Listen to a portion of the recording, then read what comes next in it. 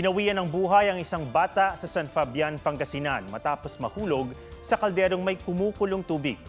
Ayon sa lola ng 2 taong gulang na bata, nagpakulo siya ng tubig para sa asawa niyang may sakit. Itinabi niya sa gilid ng bahay ang kaldero. Pero naglalaro pala roon ang kanyang apo. Nang umiyak ang bata, saka lang daw nila nalaman na nahulog na pala ang bata sa kaldero. Isinugod ang bata sa ospital pero binawian siya ng buhay kinabukasan.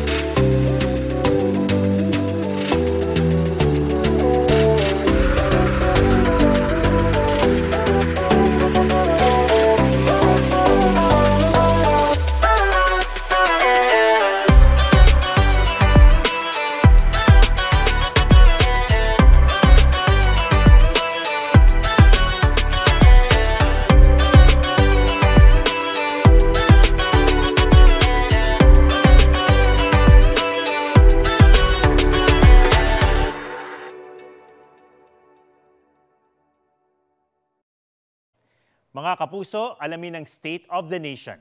Mag-subscribe sa GMA Integrated News sa YouTube. Sa ating mga kapuso abroad, samahan niyo kami sa GMA Pinoy TV at sa www.gmanews.tv.